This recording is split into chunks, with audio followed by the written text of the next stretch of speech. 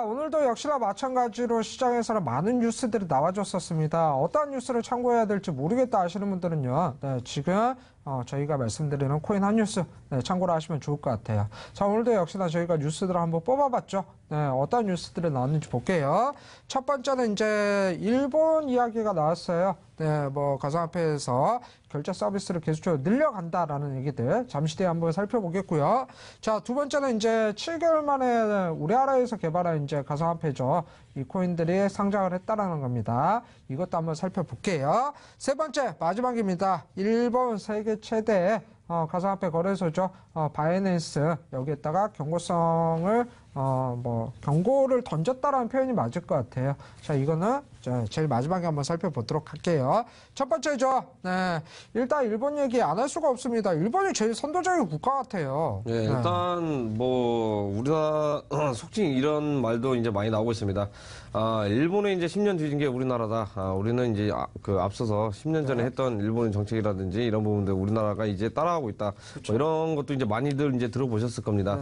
앞서서 여러 가지 이제 뭐 이야기 일본 관련해 가지고 이제 이야기를 많이 해드렸습니다. 지금 뭐 중소업체 기반으로 해서 그 가상화폐를 이제 결제를 이렇게 계속해서 이제 늘려나가고 있다. 아무래도 이제 뭐 법제화 시킨 만큼 이 가상화폐 활용을 이제 뭐 정부 주도하에 이제 뭐 장려를 하고 있다. 이렇게 뭐 생각하시면 될 것 같은데요. 자, 일본의 샤넬이라고 불리는 그런 업체입니다. 말 그대로 이제 뭐 엄청나게 유명하고요. 각 공항에는 거의 뭐 빠짐없이, 그 다음에 이제 뭐 백화점에도 빠짐없이 들어가 있다. 이렇게 생각하시면 될 것 같은데. 자, 이 기업에서, 뭐예요? 암호화폐를 통한, 결제 시스템을, 도입을 하면서 추진을 한다. 자, 이 말은, 뭐, 내수시장을 겨냥한 것보다는, 외국인들을 이제 상대로 한, 그 시장 전략이다. 이렇게 뭐 보시면 될 것 같은데요. 이미 각국에서도 이렇게 뭐 많이들 하고 있습니다. 많이들 하고 있는데, 자, 가장 두드러지게 일본 국가에서 이제 많이를 하고 있는 것 중에 하나가 일단 일본 같은 경우는 뭐 엔화가 상당히 고가로 되어 있는 상태입니다. 그렇기 때문에 그 가상화폐로 뭐 하는 뭐 전략도 있을 수 있는데요. 한편으로는 이렇게 생각하시면 될 것 같습니다. 자, 비트코인을 많이 가지고 보유하고 있는 국가가 비트코인 시장을 리드를 할 수 있다. 자, 그런 관점이 좀 이렇게 지배적으로 이렇게 되고 있는 거 아닌가라는 생각이 듭니다. 그렇기 때문에 일본이 가장 앞서서 이제 뭐 공활 상태로 뭐 관광객들을 상대로 가상화폐 이렇게 이제 결제를 이제 유도를 함으로써 비트코인 확배 또는 국부 유출 이런 부분들이라든지 뭐 두 마리 토끼를 이제 한 번에 잡는 거죠. 그렇기 때문에 저희도 이제 이런 부분도 빨리 활성화시켜서 인프라 좀 빨리 늘리고 활성화돼야 된다. 이렇게 이제 뭐 조심스럽게 한번 생각을 해봅니다. 네, 지금까지 정책 부분들을 대부분 선진국을 따라가는 정책들을 많이 했어요, 우리나라에서. 지금 가상화폐 시장도 역시나 마찬가지입니다. 일본에서 이렇게 치고 할 때, 우리나라도 빠르게 조금 이 부분들은 선점해야 되지 않을까, 좀 아쉽다라는 말씀을 드리도록 할게요. 자, 이렇게 해서 첫 번째 뉴스 알아봤고요. 이제 두 번째 뉴스 한번 살펴봐야 될 것 같습니다. 네, 이제 조금 핫해지고 있어요. 토종 가상화폐 시장들. 우리나라에서도 역시나 마찬가지예요. 스타트업 기업들이 이제 코인을 발행하는 경우들이 나왔잖아요. 네, 일단 뭐 저희 국내 이제 스타트업 기업들이 이제 많이들 이제 뭐 개발을 하고 지금도 현재 이제 개발을 하고 있고 ICO도 이제 이렇게 추진을 하고 있는 상태입니다. 그렇죠. 최근에 이제 아이코인이라는 이제 코인 이제 국내 거래 상장을 했는데요. 제가 봤을 때는 그냥 뭐 상징성 의미로 좀 이제 상장한 것 같아요. 왜냐하면 이제 뭐 국제적으로 이제 ICO 추진하고 있는데 유일하게 우리나라 이제 중국만 ICO 전면 금지를 하고 있죠. 이런 분위기가 좀 완화가 되면서 ICO가 이제 뭐 금지를 안 하고 이제 규제를 만들면서 좀 할 것이다. 이런 게 조금 생각이 지배적으로 깔리면서 국내 토종 코인, 다른 거래소에 상장되어 있는 코인을 이렇게 좀 상장하지 않았나 이렇게 생각이 듭니다. 뭐 그렇다고 해가지고 뭐 인기가 많은 코인은 아니니까 뭐 관심을 크게 뭐 안 가지셔도 될 것 같습니다. 그 다음에 이제 뭐 우리나라가 이제 뭐 단점이라 그러면은요, 일단 일부 국가죠. 스위스라든지 뭐 싱가포르, 자 이런 데에서 이제 뭐 국내 기업들도 이제 이쪽으로 뭐 법인 사업자 주소를 해놓은 다음에 ICO를 많이 이렇게 추진을 하고 개발을 하고 있는 상태인데요. 한 가지 생각을 해보시면 됩니다. 특히 이제 스위스, 싱가포르 돈 내서 받기로 귀신같이 알고 있는 국가들입니다. 그 말은 금융 허브는 우리가 계속 가져갈 것이다. 중립적 국가이기 때문에 왜 이렇게 ICO를 이렇게 장려를 하는지 이 부분도 우리가 중요하게 생각을 해야 될 부분이고요.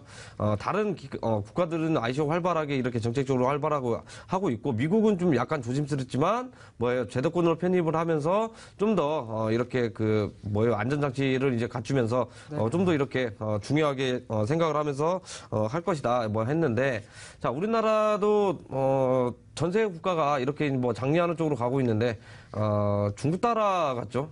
왜냐하면 무분별한 ICO, 유사수실, 사기, 다단계 이건 그 위험성이 이제 노출이 돼 있는 만큼 차단하는 게 맞는데 그냥 앞뒤 질 거 없이 무조건 금지 중국처럼 따라하다가는 결국에는 어떻게 돼요? 뒤처지는 것은 당연지사죠. 중국도 ICO를 금지했지만 안쪽으로는 블록체인 기술을 계속해서 연구하고 개발을 하고 있는 상태입니다. 그렇기 때문에 나중에 어느 정도 규제가 이렇게 풀린다 그러면 우리나라는 절대로 다른 국가들을 따라갈 수 없는 이런 시간적인 차이가 엄청나게 나올 거다 이렇게 생각이 들고요. 지금 금지만 해놨지 국가적으로 또 이렇게 장려를 하면서 기술 개발이라든지 이런 거 전혀 전무하기 때문에 자 이런 부분도 빨리 하루빨리 규제를 통해 가지고 생태계 육성하는 게 좀 시급한 문제 아닐까라는 생각이 듭니다. 네, 그래요. 자, 일단 ICO 부분들 어느 정도 조금 이 부분들을 제도권으로 편입하는 게 좋지 않겠느냐 이렇게 보셔야 될 것 같고요. 그만큼 새로운 코인들이 계속적으로 나와준다면 블록체인 기술들도 더 발전이 되지 않을까. 네, 이렇게 보시면 좋을 것 같습니다. 무분별하게 막는 것보다는 오히려 시장을 조금, 잘 판단을 해가지고 이 부분들을 활성화를 시키는 게 기술 개발에 좀 더 발전적이겠다라는 생각을 좀 말씀드려야 될 것 같아요. 자, 이렇게 해서 두 번째 뉴스 알아봤고요. 이제 세 번째 뉴스 한번 살펴봐야 될 것 같습니다. 바이낸스 나왔어요, 드디어. 네, 일본에서 바이낸스에 대해서 영업정지 처분을 내릴 것이다. 이런 뉴스가 나오면서 지금 현재 시장이 떨어진다라고 볼 수가 있잖아요. 네, 그때 제 생각은 이렇습니다. 일본에서 아무리 이렇게 규제를 한다고 해도 네. 전 세계 글로벌적으로 이렇게 사이트 접속해서 하는 거라서 마땅히 규제를 어떻게 할 수 있거나 그런 부분은 없다라고 생각을 하거든요. 그렇죠. 한다면 IP 차단이나 이 정도는 될 것 같은데 자유보장권이 좀 이렇게 박탈된 가능성이 높다. 이렇게 생각하시면 될 것 같고 한쪽으로 생각하시면 이겠습니다. 우리나라 구글하고 똑같다. 구글하고 똑같다라는 말은 뭐예요? 결국에는 뭐예요? 이제 과세를 하고 국부 유출되고 이렇게 하는데 과세를 해야 되는데 서버가 다른 나라에 있고 웹사이트만 이렇게 운영을 한다. 이게 이제 작년도에 이제 우리나라에서 논란이 많았습니다. 네. 구글 지도였죠. 구글 지도 이제 이렇게 넘겨줘라.